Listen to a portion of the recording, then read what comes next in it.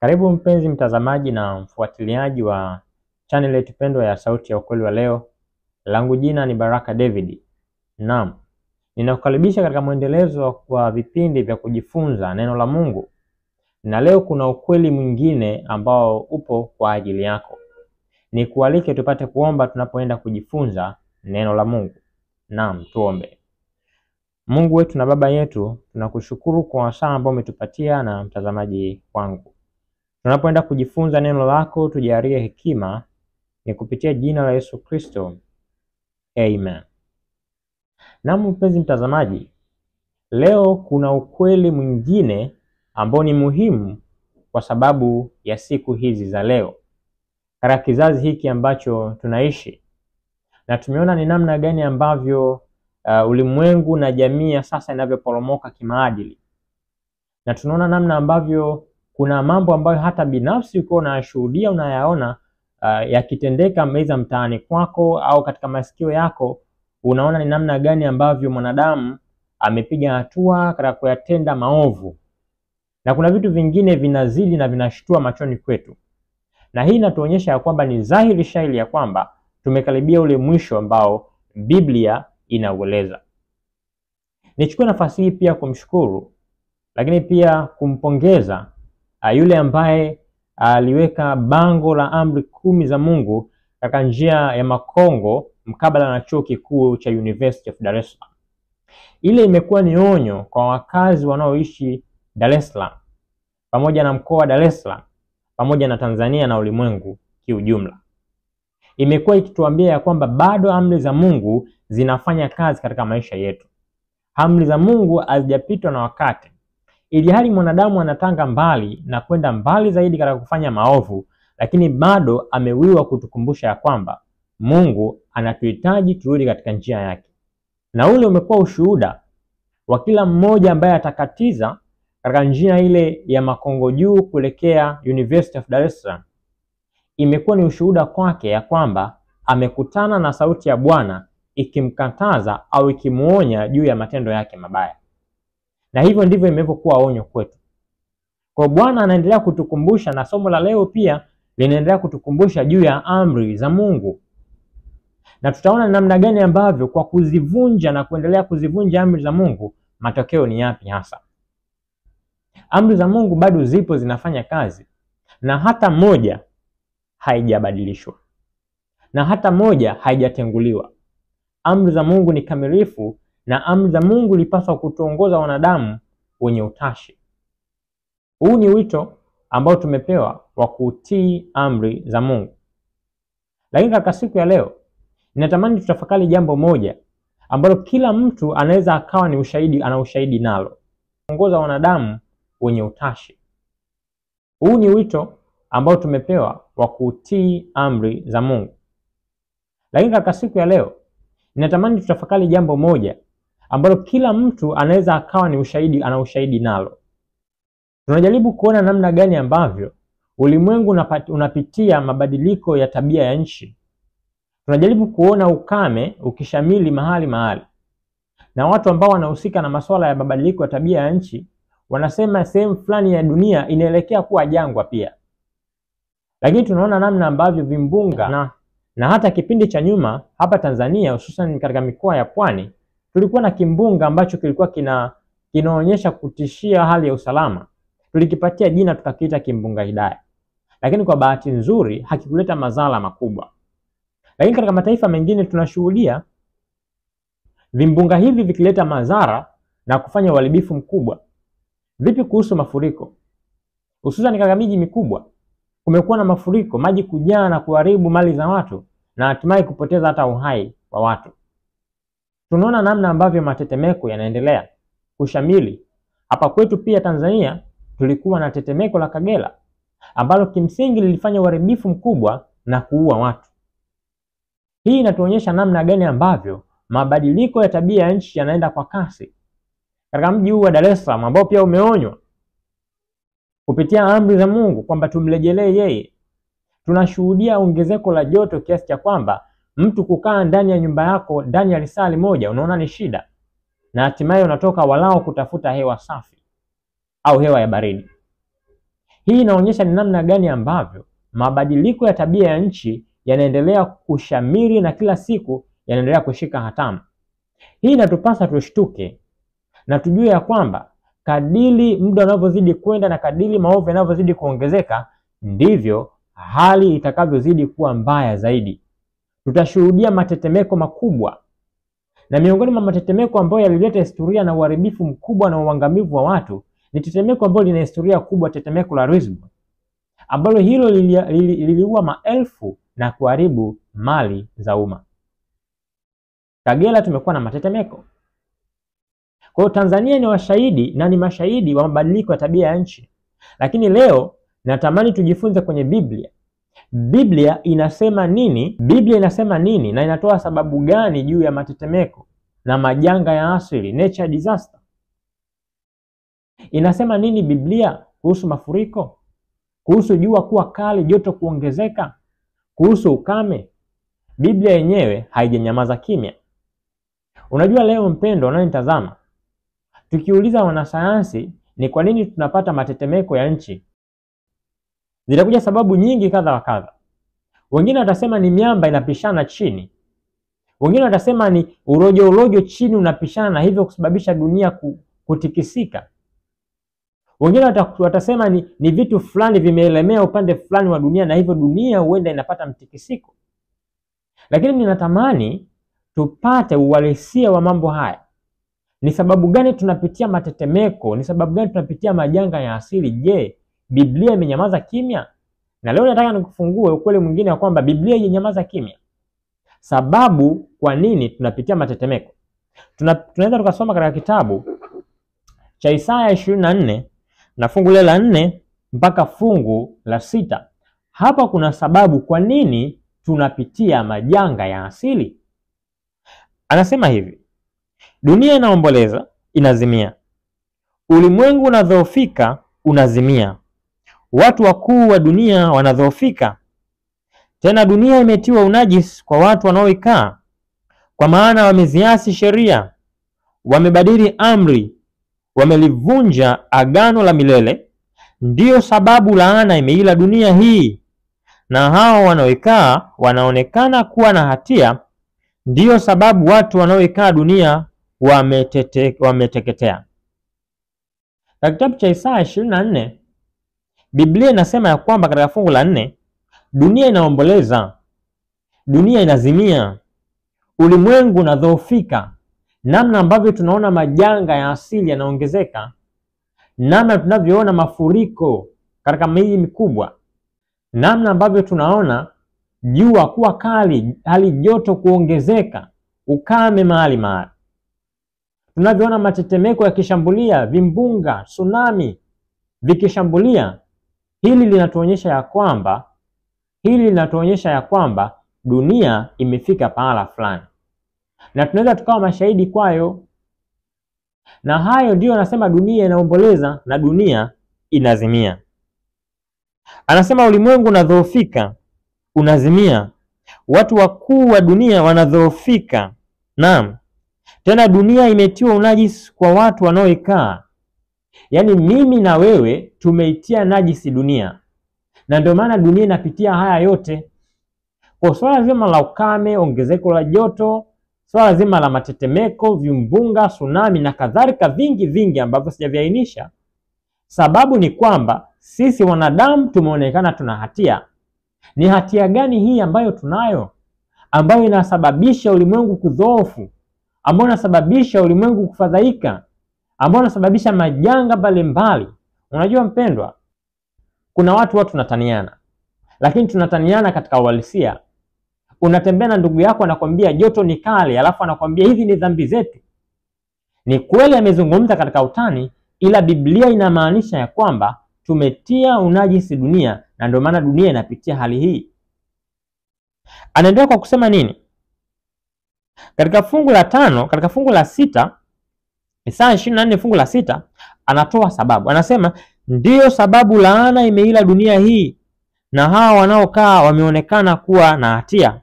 Hatia tulio nayo, anasema, kwa maana wameziasi sheria, wamebadili amri, wamelivunja agano la milele.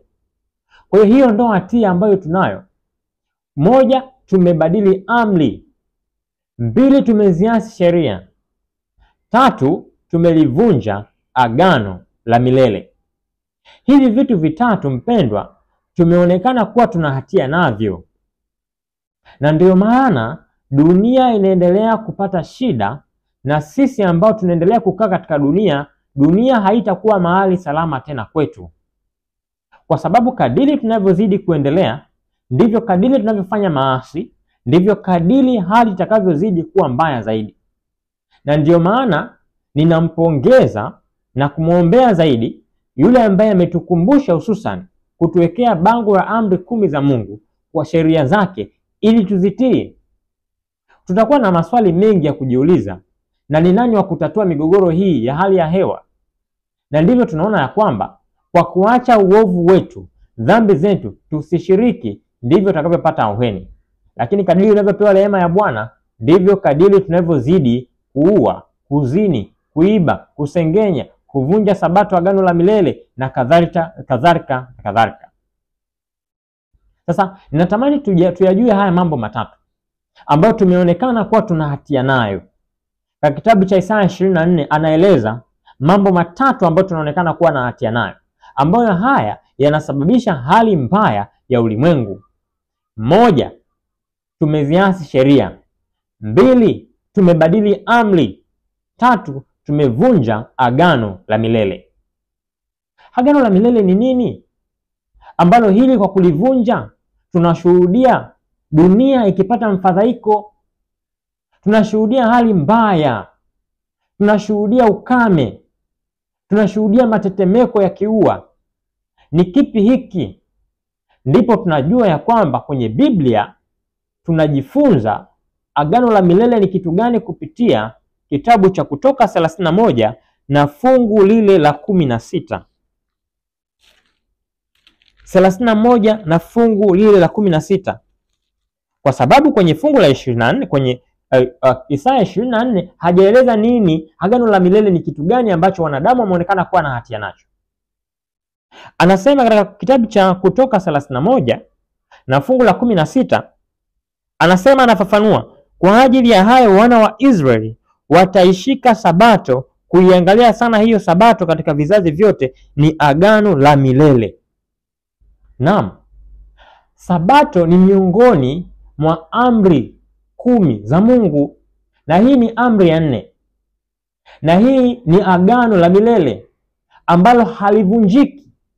Sio mwanadamu, hata Mungu mwenyewe ni mwaminifu. Ndicho Bwana anachokisema. Agano la milele halibadiliki. Na tumeona kwenye Kutoka 31:16 agano la milele ni sabato ya Bwana, na ni miongoni mwa amri 10 za Mungu, na ikiwa ni amri ya 4. Kwa kuivunja hii amri ya 4, sabato ya Bwana ambao ni agano la milele, itatupelekea kushuhudia ongezeko la mabadiliko mabaya ya tabia ya nchi. Biblia iko bayana na ukweli ndio huu. Tutatafuta sababu za kisayansi, tutatafuta sababu za kitafiti za kifalsafa, tutazikosa. Na hata kama tutazipata, sio za kweli. Ila ukweli ni kwamba tunayapitia yote kwa sababu tumevunja agano la milele. 2, anasema ya kwamba tumeziasi sheria za Bwana. Katika Kutoka 20 tunakutana na sheria, amri za Mungu ziko bayana. Na nashukuru na kuendelea kushukuru kwa yule ambaye ametuwekea amri za Mungu, hususan pale Makongo. Kwa kuziona tunakumbuka ya kwamba sabato ya Bwana ni muhimu. Kwa kuziona tunakumbuka ya kwamba hatupaswi kuzini. Kwa kuziona tunakumbuka ya kwamba hatupaswi kuua. Kwa kuziona tunakumbuka ya kwamba hatupaswi kuiba. Tukiziona tunakumbuka ya kwamba tusiwe na miungu mingine ila yeye. Tukiziona tunakumbuka ya kwamba tusijifanyie sanamu ya kuchonga wala mfano wa kitu chochote kilicho juu mbinguni wala chini ya dunia. Tukiziona tunakumbuka ya kwamba tusitamani. Ndicho Bwana anachokihitaji. Tumeziasi sheria zake Angalia namna ambavyo tumejikita katika uovu. Leo hii mtu kuchukua bastora, kuchukua bunduki na kumuua mwenzake ni kitu cha kawaida mno. Utapata tu stori za kawaida kwamba mtu alichomwa visu akauliwa. Imeisha hivi. Na tunapokea, tunaona kama na kwamba ni kawaida na maisha yanaendelea. Unajua mpendwa, kadiri tunavyodumu katika dhambi, ndivyo tunavyoizoea dhambi na hatimaye tutapelekea uangamivu. Ushaingia kwenye choo ambacho kinanuka, ambacho kwa kipindi unaingia mara ya kwanza mle chooni, ulikuwa huwezi kustahimili hata kuvuta harufu, huenda ulibana pua yako. Lakini kama ungeendelea kudumu ndani ya choo hicho, baadaye harufu ile ungeendana nayo na kuona kama ni harufu ya kawaida. Na hatimaye usingesema tena kama choo kile ambacho ulikuwa unasema kinanuka kama kinanuka. Utaona hali ya kawaida. Na ndivyo tunavyozidi kuona ya kwamba uzinzi, ulawiti, ushoga, ukahaba na uasherati tunausikia katika viunga vya miji yetu ya Dar es Salaam. Na kadiri tunavyosikia tunaona kana kwamba ni kawaida, ni sehemu ya maisha, kwamba fulani ni yeye na mimi ni mimi. Kana kwamba hayatuhusu. Yanatuhusu kwa sababu tunatia najis dunia. Tunaona namna ambavyo mambo yanavyokwenda. Watu upendo umepoa. Watu kitu kidogo wanaweza kukuua kabisa. Ndugu kusalitiana. Tunaona mambo yanavyokwenda. Mauaji yanashamiri na hatimaye dhambi imezoeleka katika masikio yetu na kuona ni sawa sawa na kunywa maji kwenye glasi. Lakini si kwa Bwana. Rehema ya Bwana imeendelea kudumu kwa watu wake ili tuache dhambi na uovu. Na hii imekuja kwetu katika siku hii ya leo ya kwamba tuache dhambi, tuache uovu, tumgeukie yeye. Lakini kuna kitu kingine ambacho kimegusiwa, ambacho tumeonekana kuwa na hatia nacho. Tumebadili amri. Ni amri ipi ambayo tumebadili? Ninatamani tujue, kwa sababu kwa kujua ndipo tutaelewa sababu. Na kwa kutokujua hatuwezi tukaelewa. Huenda tukashawishiwa kupata tafsiri nyingine. Amri iliyobadilishwa na kuwekwa kisheria na bayana na kutambulika ulimwenguni ni amri hii ya Sabato, ambayo hii moja kwa kuivunja tumeonekana tuna hatia nayo, ya kwamba hatuitunzi inavyopaswa, na ni miongoni mwa ukweli ulioachwa nyuma. Unajua mpendwa, watu tumekuwa tukiafikiana kwenye amri zote: usiue, usizini, usiibe, usimshuhudie jirani yako uongo. Lakini inapofika kwenye amri moja ya Sabato, huwa kila mmoja anageukia njia yake. Hapo ndipo tunapotafutana, na hapo ndipo kila mtu alipojitafutia siku yake ya ibada kulingana na namna ambavyo huenda amelelewa au amezaliwa katika familia fulani ya dini fulani. Lakini huenda anafuata yule mchungaji wake kwa sababu yeye anasali siku fulani, basi yeye ameamua aende na hiyo. Lakini kama ni habari ya siku, Biblia pia imeeleza ni siku gani ya ibada. Na hivi ndivyo ambavyo haitokuwa na uzuru. Aidha nikiwa ni mimi nimezaliwa katika dini fulani, nimekuta baba yangu yeye Jumatano ndio siku yake ya ibada, nimekuta mama yangu yeye Jumapili ndio siku yake ya ibada, Jumamosi ndio siku yake ya ibada, Ijumaa ndio siku yake ya ibada, hiyo haitanipa mimi uzuru. Inapaswa nisikilize neno la Mungu limeagiza ni siku gani imepaswa kwa ibada. Na ukisoma katika Kutoka 20 fungu la 8, anazungumza vizuri kabisa na anafafanua kabisa, hususan katika siku hii ya saba, siku ya Sabato ambayo ni agano la milele. Na hii ndio tulioivunja, na hii ndio tulioibadili, kwa sababu ukiangalia katika kalenda zote zinaeleza siku ya saba ni siku ya Jumamosi. Lakini tunapofika hapo huwa maoni yanakuwa mengi sana. Lakini leo nitakuachia tafakari fupi ili nawe upate kutafakari. Tumeshaona ni agano la milele. Kama siku ya saba hii, je, ni agano kweli la milele au Bwana anatudanganya? Au duniani tunaweza tukaishi tu tunavyotaka, kuabudu tu siku tunayotaka, alafu Bwana akatuvumilia? Ni kweli atatuvumilia pale ambapo kama hatujui. ila kama tunajua aidha kwa sababu ya ugumu wa mioyo yetu, ubishi wa mioyo yetu, tukakaidi, Bwana hatatuvumilia. Na sabato ni agano la milele kwa sababu gani? Ukisoma katika kitabu cha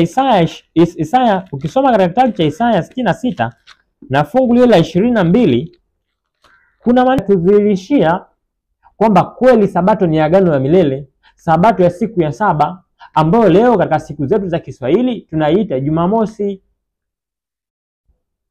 Hii siku itakuwepo mpaka mbinguni. Sasa ni aidha tunasoma neno la Mungu, tunakubali mapenzi yake, au tunasoma neno la Mungu tukililazimisha neno la Mungu liendane na matakwa yetu binafsi. Biblia inasema katika kitabu cha Isaya 66 na fungu la 22 na fungu la 23, anasema kama vile mbingu mpya na nchi mpya nitakazofanya zitakavyokaa mbele zangu, asema Bwana, ndivyo uzao wenu na jina lenu litakavyokaa. 23 mpendwa anasema, na itakuwa mwezi mpya hata mwezi mpya, na sabato hata sabato, wanadamu wote watakuja kuabudu mbele zangu, asema Bwana. Naam, tunaona ya kwamba mbali na sabato kuabudiwa hapa duniani na watu kuipinga kwa sababu ya mapenzi yao wenyewe, tunaona Bwana anaendelea kuwa mwaminifu kwa siku yake takatifu ya ibada, ya kwamba hii itakuwepo mpaka mbinguni. Kwa hiyo haiwezekani tukaikataa sabato duniani tukatarajia kwenda mbinguni kuitunza sabato. Haitawezekana. Haitawezekana nikakataa kuacha uzinifu nikitarajia nitaenda mbinguni niache uzinifu. Nisitarajie ya kwamba nimeshindwa kumtii Bwana kwa kuacha wizi, kwa kuacha uasherati na uzinzi fulani, kwa kuacha dhambi fulani ambayo Bwana haihitaji. Nimeikataa nikitarajia ya kwamba mbinguni nitaenda kuitunza. Haitawezekana. Na miongoni mwa hivi vitu vitatu, kama hatuvitii, mbingu haituhusu. Sio wewe tu msikilizaji, hata mimi ninaowasilisha ujumbe huu. Ni lazima sheria za Mungu na amri za Mungu kama zilivyo zitiiwe kama zilivyo, pasipo kukengeukwa hata amri moja. Ni miongoni mwa kweli ambazo zimeachwa nyuma, na si ukilifahamu hili mpendwa, utaamini ya kwamba Biblia iko bayana, isipokuwa tu lengo la muovu ni kututawanya. Kwa katika vitu hivi vitatu, ikiwemo sheria ya Mungu, ikiwemo agano takatifu, agano la milele ambayo tumeona ni siku ya sabato, na kwa kubadili amri ambayo tumeona amri iliyobadilishwa, ulimwengu mzima unatambua ya kwamba siku ya ibada ni siku ya Jumapili, siku ya kwanza ya juma. Lakini sivyo Biblia inavyosema. Biblia inakataa. Biblia inasema kama ni habari ya siku, basi ni siku ya saba. Na kwa nini siku ya saba? Ni kwa sababu tumeona ni agano la milele. Agano la milele, emfikiria mtu anavyokuambia kwamba mkataba huu hauishi, ni contract isiyoisha. Tumekuwa na mifano mingi. Unajua nyakati fulani tumekuwa hata tukijadili masuala ya siasa, tukidai ya kwamba watu wameingia mikataba ambayo haiishi, mikataba ya milele. Ndivyo Bwana alivyosema kuhusu sabato, ni agano la milele ambalo hilo halitoishia hapa duniani, tutaenda nalo mpaka mbinguni. Lakini sio sabato tu peke yake, amri zote za Mungu, kwa sababu ni uwakilishi wa tabia yake. Hivyo ndivyo tunavyopaswa kuishi mbinguni. Lakini kabla tujafika mbinguni mpendwa, ni lazima tuyaishi maisha matakatifu hapa duniani. Hii ikawe heri kwako, na nikukaribishe katika mwendelezo wa kujifunza neno la Mungu katika channel yetu hii ya Sauti ya Ukweli wa leo. Nikukaribishe sana, na tujue ya kwamba haya yote imetupaswa kuziishi na kuzitunza na kuzitukuza amri za Mungu. Nikualike tupate kuomba. Tuombe. Baba yetu na Mungu wetu, tunakushukuru kwa wasaa mzuri ambao umetupatia. Neno lako likawe na mibaraka kwetu na kuleta matokeo makubwa katika maisha yetu. Jina lako litukuzwe. Asante Bwana, ni kupitia jina la Yesu Kristo Naomba na kuamini. Amen.